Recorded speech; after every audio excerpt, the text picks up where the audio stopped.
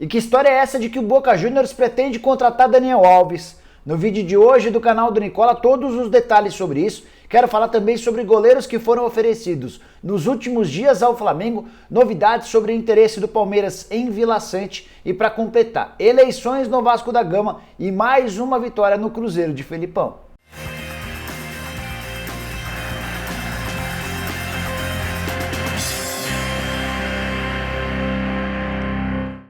Fala aí pessoal, sou o Jorge Nicola, bem-vindos a mais um vídeo do canal, bem legal ter vocês por aqui. E antes de passar todas as informações que eu prometi, queria pedir para você se inscrever no canal do Nicola, super fácil, simples, só apertar esse botãozinho vermelho de inscreva-se. Queria dizer também que se você tem vontade de pelo menos por um mês ganhar um salário de jogador de futebol, a Full Trader Sports pode te ajudar com isso. É que ela está fazendo um sorteio de até 100 mil reais para todo mundo que se inscrever numa grande campanha em que ela ensina você a assistir a jogos de futebol de casa e ainda poder ganhar uma boa receita extra. Então só para você entender o contexto todo, tá a fim de aprender a assistir jogos de futebol de casa e ainda faturar uma grana extra? Se inscreve na campanha deles, porque todo mundo que se inscrever ainda participa desse sorteio de até 100 mil reais. Para obter mais informações, vou deixar na descrição um link. Você vai lá, se inscreve e tenho certeza que pode curtir bastante. Bora começar o vídeo porque tá cheio de informação importante. Quero começar falando do Vasco da Gama, que promoverá nesse sábado, sim hoje, eleições para presidente. Aí você deve estar se perguntando, ô Nicola, você disse durante a semana que por causa de uma decisão da justiça, a eleição havia ficado marcada para 14 de novembro com votação online. É verdade, mas nessa sexta-feira, a pedido do Roberto Monteiro e do Levinciano, que é um dos 5 candidatos à presidência, obteve-se uma liminar promovendo, marcando para esse sábado a eleição. Então esqueça a ideia do dia 14, esqueça a ideia da votação online. A votação vai acontecer nesse sábado e de forma presencial. O próprio presidente Alexandre Campelo já comunicou que o Vasco tem capacidade para receber os eleitores e a votação vai acontecer nesse sábado. Portanto, se você é vascaíno e tem condição de voto, fique esperto, apareça em São Januário para escolher seu novo presidente. Queria contar também que o Vasco fechou nessa sexta-feira mais uma contratação. Trata-se do Jadson, zagueiro de 29 anos, que pertencia ao Portimonense. Ele era inclusive capitão do time há bastante tempo. Foi uma indicação do Sapinto, que chegou a enfrentá-lo enquanto era técnico do Braga. O Vasco conseguiu com o Portimonense um acordo de empréstimo até o fim do Campeonato Brasileiro. Bora falar agora sobre o Cruzeiro, que venceu mais uma sob o comando do Felipão, vitória por 1-0 contra o Botafogo em Ribeirão Preto. Na noite dessa sexta-feira, o gol foi marcado pelo Ayrton, de cabeça, aos 25 minutos do segundo tempo.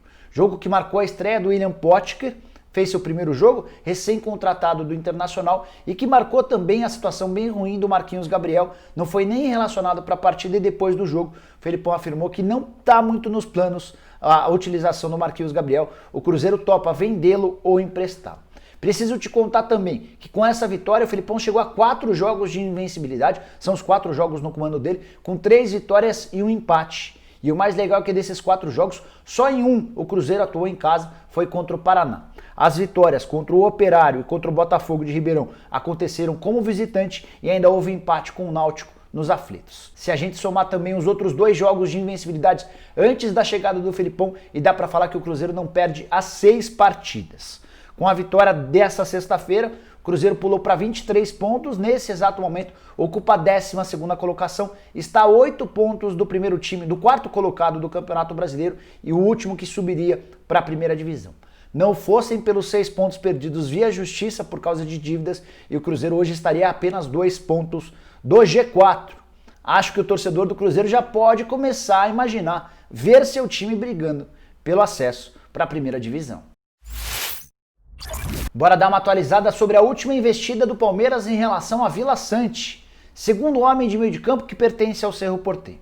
Na semana passada contei para você que o Palmeiras ofereceu 2,5 milhões de dólares por 80% dos direitos econômicos, oferta que foi recusada pelo Cerro Porteño. Além de não gostar dos valores, o Cerro não gostou das condições de pagamento. O Palmeiras promete fazer, durante esse final de semana, mais uma oferta, se aproximando dos 3,5 milhões de dólares que o Cerro quer por 80% dos direitos econômicos. Mas, se não fizer um pagamento de boa parte dessa grana agora, não vai haver negócio. Isso porque na primeira oferta o Palmeiras havia sugerido que as parcelas fossem começar a ser pagas somente na metade do ano que vem. O Cerro disse que para liberar o jogador, que é de seleção paraguaia, quer dinheiro já nesse momento. Até topa um parcelamento, mas boa parte dessa grana precisa ser paga agora. O Palmeiras alegava problemas financeiros e ao longo do fim de semana vai tentar desenrolar essa situação. O Vila Sante tem 23 anos de idade, atua como segundo homem de meio de campo, foi super elogiado pelo Tique Arce, ex-lateral direito do Palmeiras e que nesse momento é técnico do Cerro Porteño. São 6 jogos pela seleção principal, além de passar por todas as categorias de base do Paraguai. Para fechar, queria te contar que ainda em cima dessa negociação tem uma briguinha bem pesada entre o empresário Regis Marques, que é brasileiro, e foi quem ofereceu o jogador ao Palmeiras, com o Anderson Barros, que é o diretor executivo de futebol alviverde. Recentemente o Regis usou sua conta no Twitter para detonar o Anderson Barros, fazendo uma série de acusações pesadas contra o diretor executivo de futebol alviverde. Cheguei a procurar o Palmeiras para ver se o Palmeiras tinha interesse em responder ao Regis em nome do Anderson Barros, e o Verdão e o Anderson preferiram se calar. Bora falar agora sobre uma consequência da dificuldade que o Flamengo tem encontrado para renovar o contrato do Diego Alves. Nessa sexta-feira te contei que o Diego disse não à última proposta feita pelo Flamengo. Se você quer entender um pouquinho melhor sobre essa história, a briga entre Diego Alves e Flamengo a respeito da renovação do contrato, sugiro que você assista a esse vídeo. E essa briga tem a ver, inclusive, com uma queda de braço interna do departamento de futebol com os departamentos financeiro/administrativo. Mas quero te atualizar sobre essa história. Tem novidades, tem desdobramentos em cima dessa questão. Com a dificuldade que o Flamengo tem encontrado para renovar o contrato do Diego Alves, o mercado tem se mexido e vários goleiros foram oferecidos ao Flamengo nos últimos dias.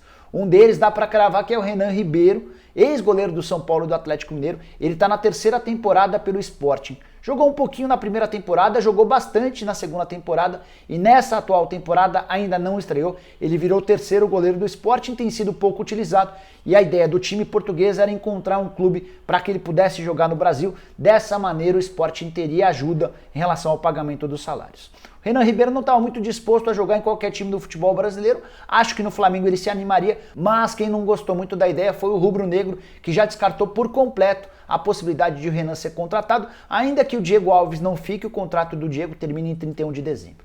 Outros nomes que foram sugeridos por empresários a dirigentes do Flamengo recentemente.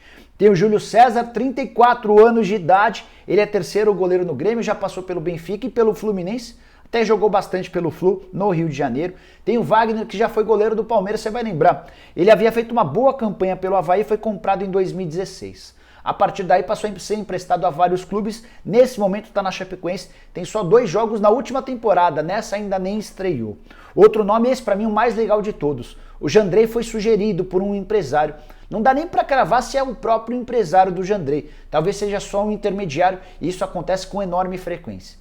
O Jandrei surgiu muito bem na Chapecoense, foi comprado pelo Genoa da Itália, só disputou 2 partidas na Itália e está emprestado ao Atlético Paranaense. Chegou a jogar 7 vezes pelo Furacão, mas é reserva do Santos, então ele não tem jogado com tanta frequência. E o intermediário, assegurando estar falando em nome do Genoa e do Jandrei, sugeriu a contratação do goleiro ao Flamengo. O Flamengo respondeu para todo mundo que procurou o clube, que não tem interesse em conversar sobre goleiros agora, porque mantém a necessidade, mantém a vontade de ficar com o Diego Alves e com o Neneca para a próxima temporada. Bora fechar o vídeo te contando que história é essa de que o Boca Juniors pretende fazer uma proposta por Daniel Alves do São Paulo. Primeiro quero te falar que esse namoro é antigo. Em abril, o Daniel Alves, naquela época de pandemia, que existia muita live, o Daniel Alves participou de uma live e demonstrou o desejo de um dia jogar no Boca Juniors. Até separei uma das frases que ele disse, foi o seguinte, abre aspas, não seria mal me aposentar no Boca, você sabe o carinho que tenho pelo Boca, e não é porque a gente sempre fala em Boca e pensa no tamanho do clube, sempre me despertou algo diferente, fecha aspas. A partir daí o nome dele passou a ser especulado com frequência nos jornais argentinos. No finalzinho do mês de setembro, o São Paulo foi à Argentina para jogar contra o River Plate, partida da Libertadores da América. E o treino do São Paulo aconteceu no centro de treinamento do Boca. 2 representantes do clube procuraram o Daniel Alves e decidiram fazer uma homenagem, entregaram a ele uma camisa 10 com o nome do Daniel Alves. Foi uma gentileza certamente, mas ao mesmo tempo também para reafirmar, ó Daniel, Então por aqui, qualquer coisa, se você tiver interesse um dia de fato jogar, se aposentar por aqui, por que não? E nessa sexta-feira o Sebastián Viñolo, que é apresentador da ESPN na Argentina, trouxe a informação de que o Boca deseja contratar o Daniel Alves. E existiriam alguns trunfos nessa possibilidade, quase todos eles ligados à péssima condição financeira do São Paulo, tricolor que tem tido dificuldades no pagamento dos salários do Daniel Alves, contratado por R$1,5 milhão por mês, entre salários, direitos de imagem e luvas. O contrato do Daniel com o São Paulo só termina em 2022. Como o tricolor foi recentemente eliminado da Sul-Americana, cheguei a contar para você o tamanho dos prejuízos por conta das eliminações desse ano. Se você quiser assistir, é só clicar nesse vídeo. O São Paulo com enormes dificuldades financeiras, sem conseguir pagar salário de alguns jogadores ou atrasando o pagamento de alguns jogadores, com menos receitas do que normalmente por causa da pandemia.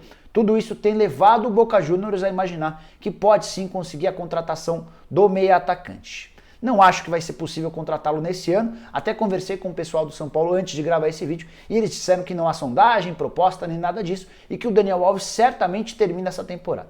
A decisão de liberar ou não o Daniel deve ficar para um próximo presidente, e isso é claro se o Boca Juniors de fato efetivar uma proposta de compra do jogador. Também não acho que seria muito inteligente da parte do Roberto Natel ou do Júlio Casares, que são os candidatos, como primeira medida abrirem mão do Daniel Alves. Por mais que em alguns momentos o torcedor pegue no pé do Daniel Alves, acho que o torcedor vê no jogador um jogador extremamente importante. Mas só queria te contar que na Argentina o Sebastián Viñolo está cravando que o Boca Juniors vai tentar a contratação do meia atacante do tricolor.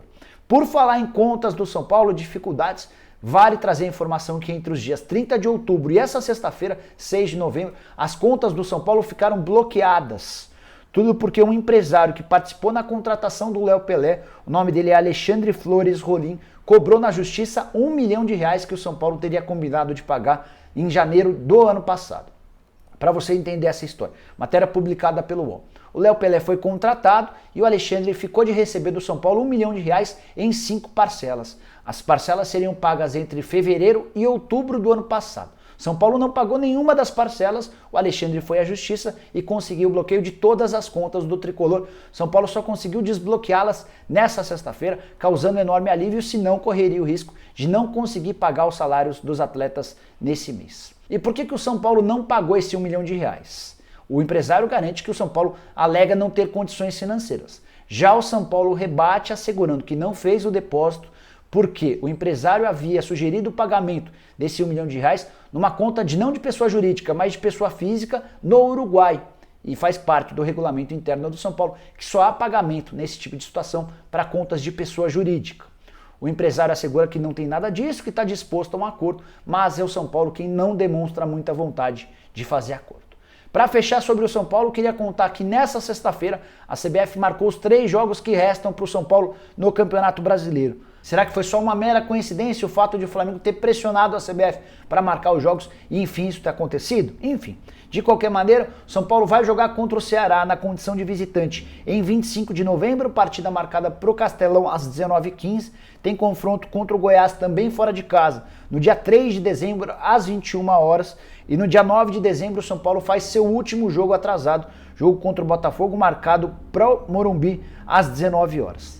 Dessa maneira dá para dizer que somente em 9 de dezembro a gente vai saber quem terá sido o campeão do turno. Há até uma chance disso acontecer antes, desde que o São Paulo vença seus 2 jogos. É que o tricolor terminou o primeiro turno a 5 pontos de Internacional e Flamengo.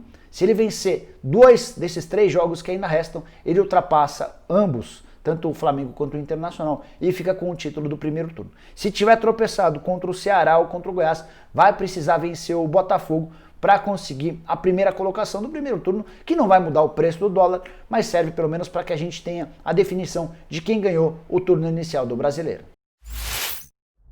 Bom, pessoal, eram todas essas as informações que eu queria dividir com vocês no vídeo de hoje do canal do Nicola. Espero que vocês tenham curtido o vídeo e deixem um like por aqui. Quem ainda não se inscreveu no canal do Nicola, não acredito, ainda não se inscreveu, mas beleza, você vai resolver esse problema agora, só apertar esse botãozinho vermelho de inscreva-se, aproveita e aperta também o sininho para passar a receber notificação toda vez que eu fizer vídeo novo ou live.